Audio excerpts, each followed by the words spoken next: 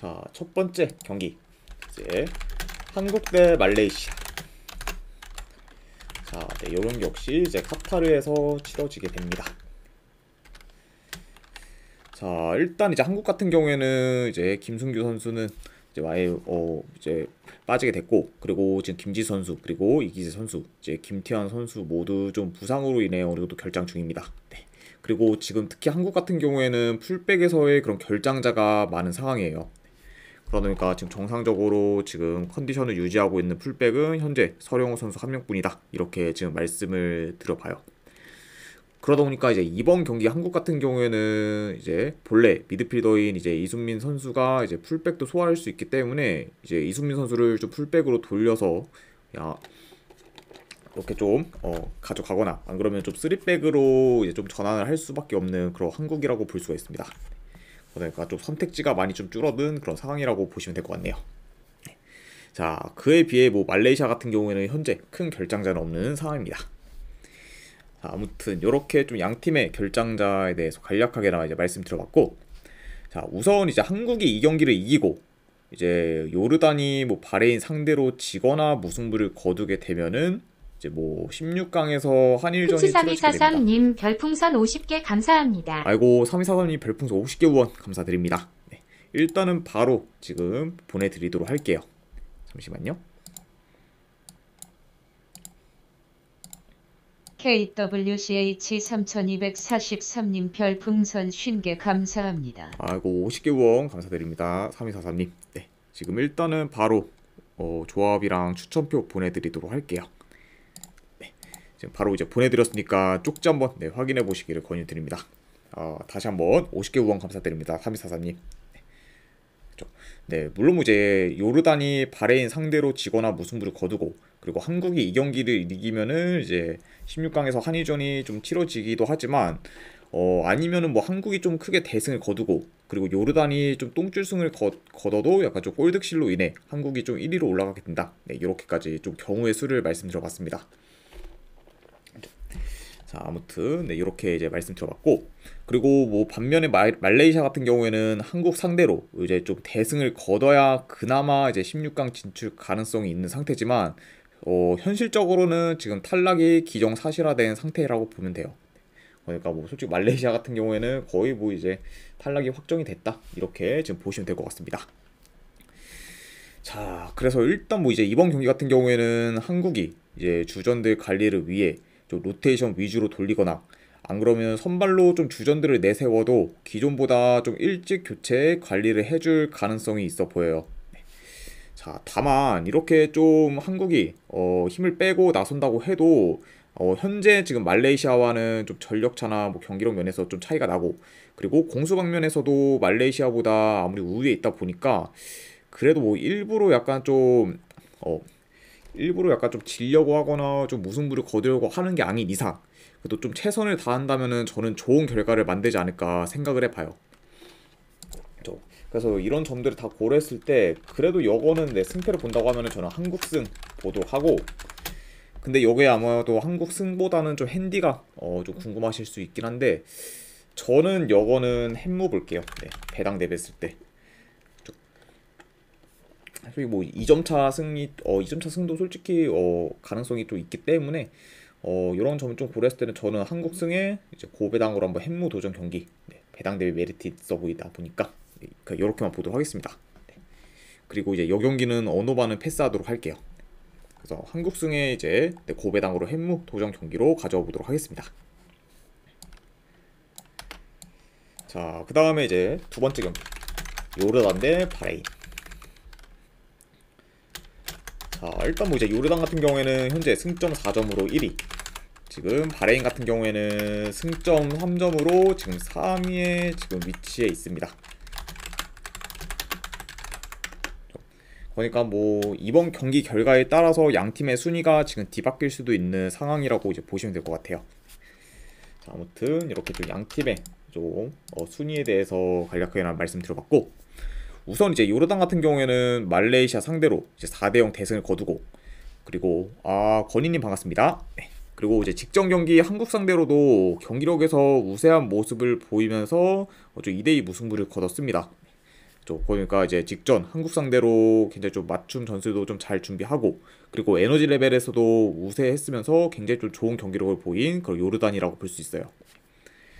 자, 그리고 이제 바레인 같은 경우에는 직전 경기 이제 말레이시아 상대로 극적으로 이제 승리를 거뒀지만 생각보다는 좀 다소 답답한 그런 공격 전개를 보였어요.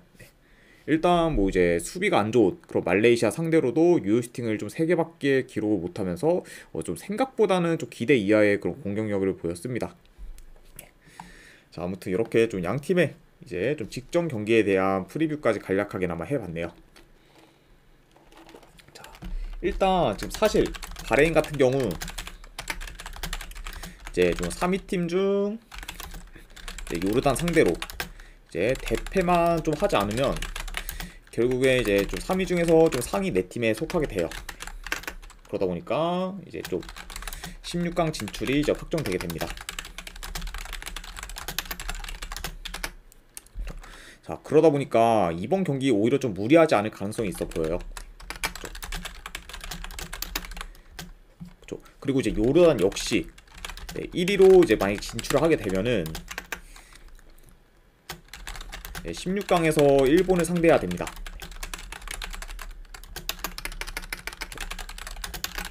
그러다 보니까 아무래도 이번 경기 요르단 역시 좀 최대한 템포를 낮춰서 좀 소극적으로 약간 공격에 나설 가능성도 있어 보여요.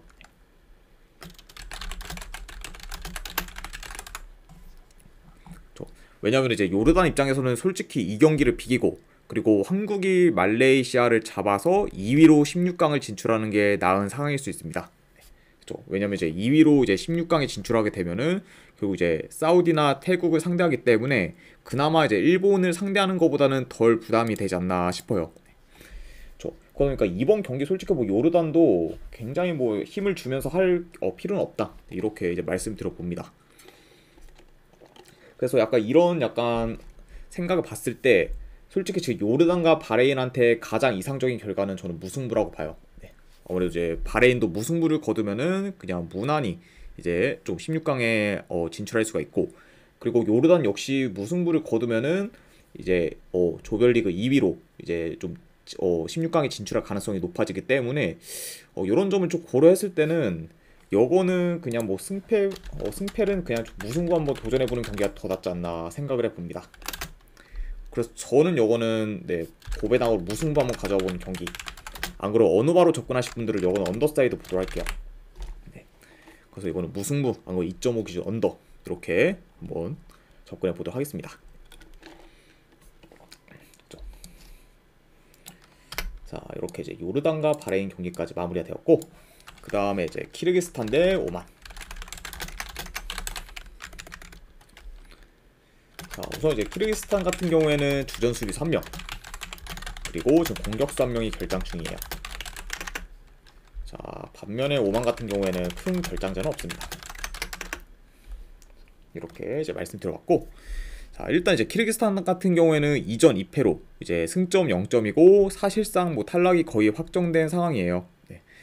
그러니까 뭐 이번 경기 키르기스탄이 오만 상대로 대승을 거둔다고 해도 좀 확실치 않을 정도로 16강 진출이 많이 어려운 상황입니다.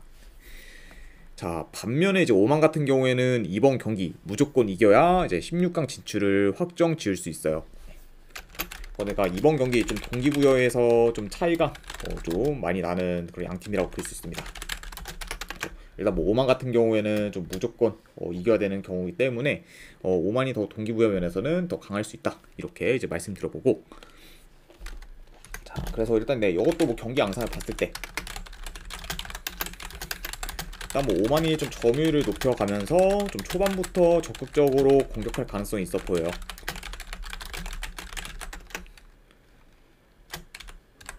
그리고 이제 그에 반해 뭐 키르기스탄 같은 경우에는 뭐 수비 좀 역습으로 어느 정도 좀 대응할 수 있습니다. 자, 그리고 이제 뭐 키르기스탄 같은 경우에는 이번 대회에서 득점이 없을 만큼 지금 골 가뭄에 많이 시달리고 있고, 그리고 오만 역시 좀 템포가 느리고, 그리고 공격 전개도 좋지 못하기 때문에 좀 전반적으로 저득점 양상으로도 흘러갈 수 있지 않을까 생각을 해봅니다.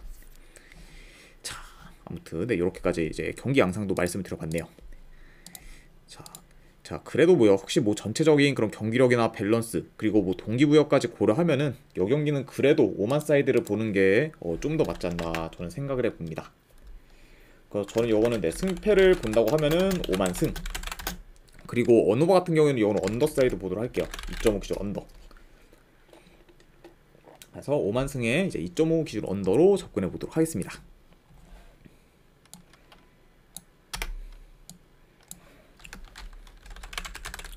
자, 그 다음에 이제 사우디아라비아 대 태국.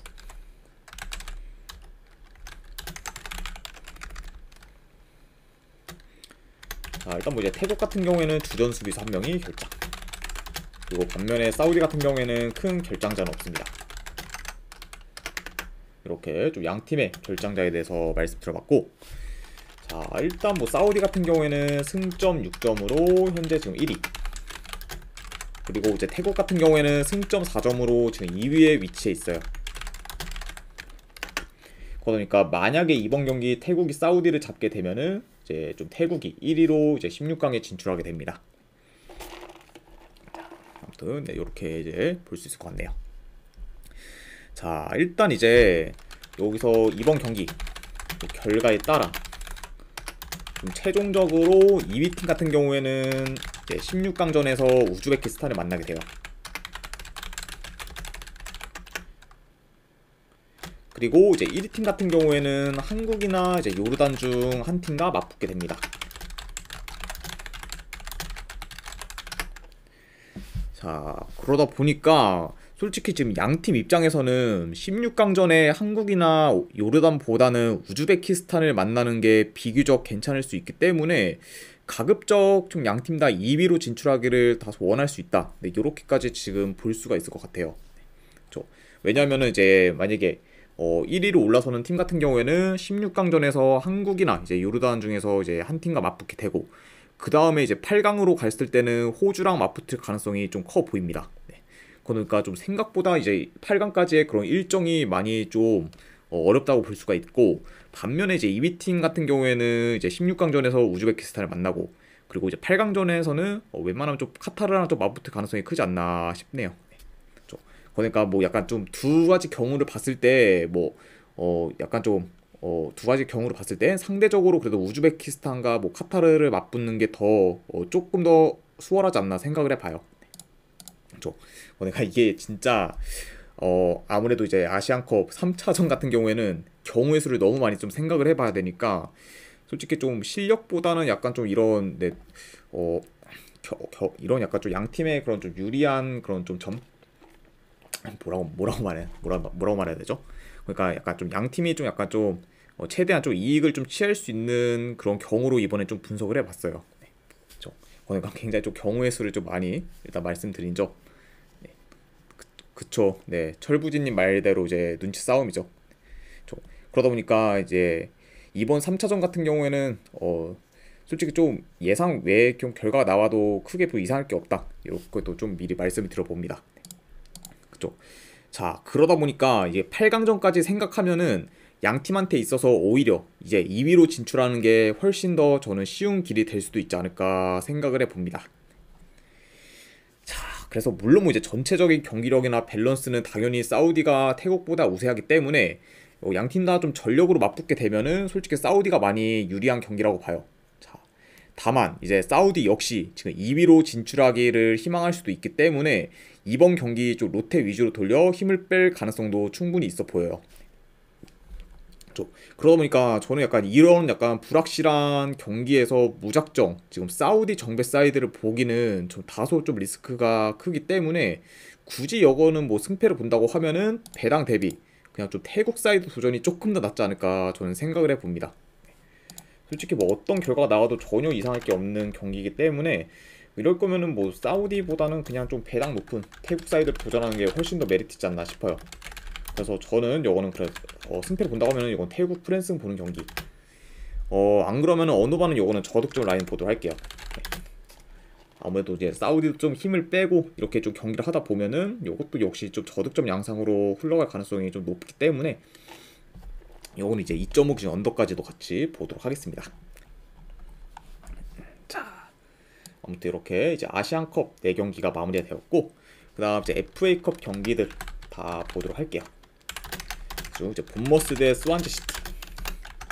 자, FA컵 4라운드 경기죠. 4라운드는 이제 뭐 32강전이라고 보시면 될 것 같습니다. 자, 우선 이제 본머스 같은 경우에는 주전 수비수 2명, 그리고 윙어 1명이 결장 중입니다. 그 다음에 이제 스완지 같은 경우에는 주전 수비수 2명이 결장 중이에요. 그러니까 양 팀 다 지금 좀 수비에서의 전력 누수가 큰 편이라고 이제 보시면 될 것 같습니다. 자, 우선 이제 양 팀 다 좀 최근 멀티 실점 이상을 종종 기록 중으로 이제 수비에서 흔들리는 모습을 보이고 있어요. 그리고 이제 특히 좀 측면 수비가 양 팀 다 지금 많이 안 좋고, 그리고 뒷공간도 좀 잘 뚫리면서 침투에도 많이 취약한 모습을 종종 보이고 있어요. 그러니까 확실히 지금 뭐 수비가 불안한 이런 좀 두 팀의 경기이기 때문에 이번 경기 역시 좀 수비에서의 그런 불안한 면을 노출하지 않을까 한번 생각을 해봅니다. 자, 이것도 이제 경기 양상을 봤을 때 일단 전반적으로 좀 빠른 템포로 진행될 가능성이 있어 보여요. 그리고 이제 아까도 말씀드렸다시피 양 팀 다 좀 최근 수비가 안 좋기 때문에 어느 정도 좀 실점 위험이 클 수 있습니다.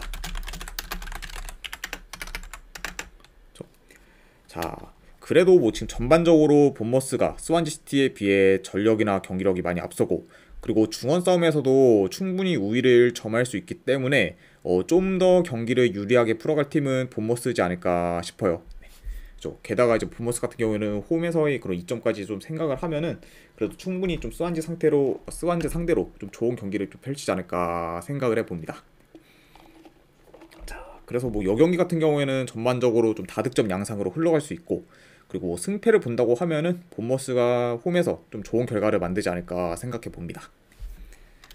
그래서 저는 요거는 분석 결과를 봤을 때 그래도 승패를 본다고 하면은 본머스 사이드 볼게요. 본머스 승. 이 핸디 같은 경우에는 그래도 1마인승 도전 경기 가져오기도 하겠습니다. 마인승 도전. 그리고 언오바는 요거는 오버사이드도 같이 보도록 할게요. 그래서 본머스 승, 마인승에 2.5 기준 오바로 접근해 보도록 하겠습니다. 자, 그 다음에 아틀레티코 마드리드 대 이제 세비야. 자, 요 경기 같은 경우에는 이제 코파델레이 8강전 경기죠. 잠시만요.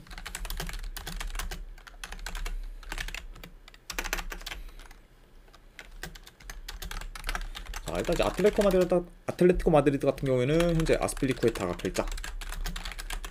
그리고 이제 세비야 같은 경우에는 핵심 공격수인 지금 이제 엔네시리가 국대 차출로 인해 결장 중입니다. 그리고 이제 그 외에 주전 수비수 1명, 공격수 1명이 이제 추가적으로 더 결장이라고 보시면 될 것 같아요. 네. 자, 그래도 뭐 여전히 좀 세비야의 결장자가 어느 정도 있긴 하지만 그래도 이전에 비해 좀 부상자들이 많이 돌아온 상태예요. 그러다 보니까 확실히 좀 예전에 비해서 뎁스도 많이 두꺼워졌고, 그리고 좀 전력도 많이 보강된 그런 세비야라고 볼 수 있습니다. 자, 아무튼 이렇게 좀 양 팀의 이런 결장자에 대해서 간략하게나마 이제 말씀드려봤네요. 자, 일단 이제 아틀레티코 마드리드 같은 경우에는 최근 이제 레알 마드리드 상대로 연장전 혈투 끝에 이제 승리를 거두고, 그리고 최근에는 그라나다까지 잡으면서 좋은 흐름을 이어가고 있습니다. 자, 그리고 이제 세비야 같은 경우에는 컵 경기와 달리 이제 좀 리그에서는 4연패 중으로 최악의 흐름을 이어가고 있어요. 특히나 이제 뭐 직전 경기 세비야 같은 경우에는 지로나 상대로 이제 원정에서 5대1 대패를 당하면서 이제 수비가 무너진 모습을 지금 보이고 있죠. 그러니까 뭐 컵 경기에서의 그런 결과는 좋지만 그에 반해 좀 리그에서는 여전히 지금 부진 중인 그런 세비야라고 볼 수 있습니다. 자, 그래서 뭐 요 경기도 솔직히 지금 최근 아틀레티코 마드리드의 폼을 봤을 때 홈에서 세비야 상대로 좀 주도권을 가질 것으로 보이고, 그리고 현재 뭐 공격 흐름도 좋은 아틀레티코 마드리드가 충분히 좀 원정에서 부실한 그런 세비야 상대로 원정에서 좀 부실한 그런 세비야의 수비 상대로 어느 정도 좀 좋은 그런 공격 기회를 많이 만들지 않을까 싶어요. 그렇죠? 그리고 특히 뭐 이제 세비야 같은 경우에는 침투에 많이 취약하다 보니까 침투 플레이가 능한 그런 아틀레티코 마드리드 상대로 좀 수비에서 고전의 가능성이 있다. 네, 이렇게까지 이제 말씀드려 봅니다. 네. 그죠? 그래서 뭐 이것도 솔직히 그렇게 많이 코멘트할 경기는 아닌 것 같아요. 왜냐면 현재 지금 흐름, 경기력 등 전부 다 아틀레티코 마드리드가 우세하기 때문에 라인업 변수 정도만 뭐 고려를 하면은 그거 정도만 뭐 제외하면은 그래도 뭐 아틀레티코 마드리드 사이드를 보는 게 좀 더 낫지 않나 저는 생각을 해봅니다. 그래서 저는 네, 요거는 승패를 본다고 하면은 아틀레티코 마드리드 승 볼게요. 네. 그리고 언어와 같은 경우에는 굳이 뭐 본다고 하면 오버사이드 보는 경기 네, 이렇게만 가져와 보도록 하겠습니다. 그래서 아틀레티코 마드리드 승 2.5 기준 오버로 접근해 보도록 할게요. 아이고 김구수님 반갑습니다. 김구수님 별풍선 50개 감사합니다. 아이고 구수님 별풍선 50개 후원 감사드립니다. 네, 일단은 바로 또 보내드리도록 할게요. 안녕하세요 물결표. 아 반갑습니다 구수님. 네. 그리고 50개 후원도 감사드립니다. 네. 자 바로 이제 보내드렸으니까 쪽지 확인해 보시면 될 것 같아요. 네. 자 아무튼 이렇게까지 해서 이제 오늘 축구 분석은 전부 다 끝이 났네요. 자 오늘도 좀 분석이 괜찮다 생각되시는 분들은 추천이나 지그저기 한 번씩 눌러주시면 감사드리고, 그리고 궁금하신 사항 있으시면은 채팅으로 질문 주시면 바로 답변해 드리도록 하겠습니다.